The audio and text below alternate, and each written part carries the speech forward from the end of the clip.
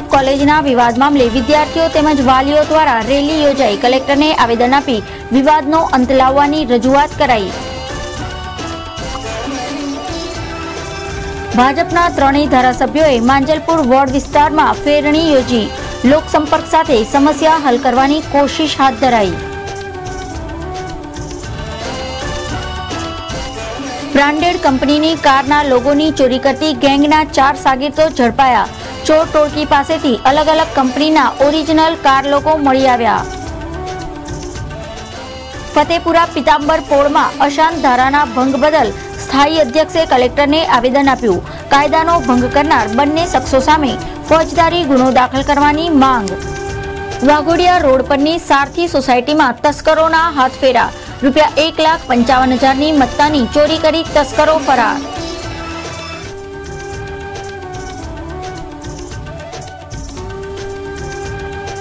નમસ્કાર દર્શક મિત્રો, ECTVના સમાચાર કક્ષમાં આપનું સ્વાગત છે। હવે જોઈએ સમાચાર વિગતવાર। સુમનદીપ વિદ્યાપીઠ કોલેજનો વિવાદ દિન પ્રતિદિન વધુને વધુ ઉગ્ર બનતા વિદ્યાર્થીની અને વાલીઓએ રેલી રૂપે કલેક્ટર કચેરી પહોંચી કલેક્ટરને આવેદન આપ્યું હતું।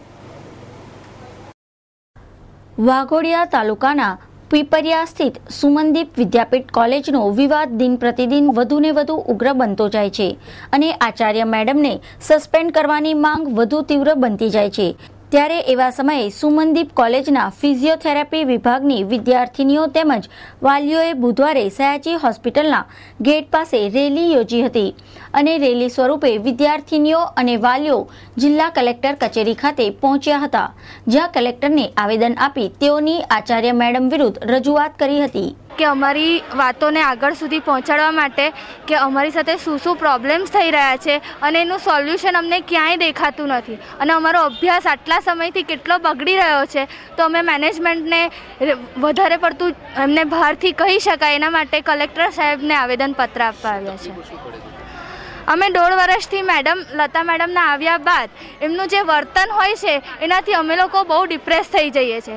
એમનો જે મોટા અવાજે અને અપશબ્દો બોલવા એનાથી અમને લોકોને ભણવા માટેની જે ઈચ્છા હોય, ભણવા માટેનું જે ધગસ હોય એ ધીમે ધીમે ઓછી થઈ રહી છે અને અમને અભ્યાસલક્ષી પણ જેટલું અમે લોકો આગળ માર્ગદર્શન મળતું હતું એટલું અભ્યાસલક્ષી માર્ગદર્શન મળતું નથી।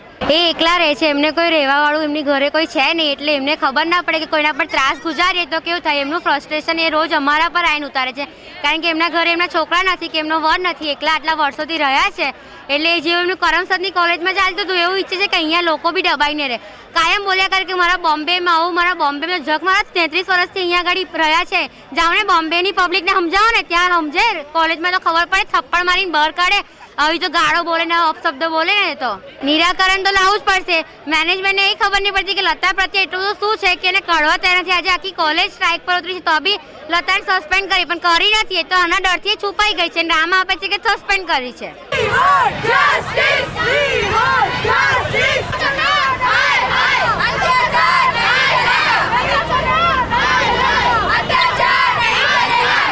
બીજી તરફ સુમનદીપ કોલેજના સંચાલકો પણ નરોવા કુંજરોવાની નીતિ અપનાવી વિદ્યાર્થીનીઓનું ભણતર બગાડી રહ્યાના કલેક્ટરને આક્ષેપો કર્યા હતા।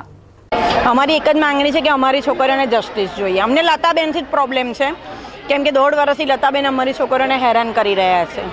મેનેજમેન્ટનું ધ્યાન ખેંચ્યું છતાંય મેનેજમેન્ટ એ બાબતે કોઈ એક્શન લેવા તૈયાર નથી, ત્યારે અમારે વાલીઓને ઇન્વોલ્વ થવું પડ્યું અને આજે છે કલેક્ટર સાહેબ સુધી અમારે આવવું પડ્યું। જો મેનેજમેન્ટે આ કામ પતાવી દીધું હોત તો અમારે કલેક્ટર સાહેબ સુધી આવવાની જરૂર જ ના પડત, બરાબર। એટલે અમને બસ એક જ ડિમાન્ડ છે અમારી કે અમને લતાબેન નહીં જોઈએ, બસ એ સિવાય અમારી બીજી પેરેન્ટ્સની ને સ્ટુડન્ટની બીજી કોઈ ડિમાન્ડ જ નથી। આ ફર્સ્ટ અને ફાઇનલ એક જ ડિમાન્ડ છે કે એ કોલેજમાં પ્રિન્સિપાલ તરીકે લતાબેન ના જોઈએ, તો ખાલી એટલું જ જોઈએ કે અમને લતા પરમાર જોઈએ નહીં, બસ। અમને બીજો કોઈ પ્રોબ્લેમ નથી, અમને તો લતા મેડમ જોઈએ નહીં, બસ પ્રિન્સિપાલ જોઈએ નહીં અમને।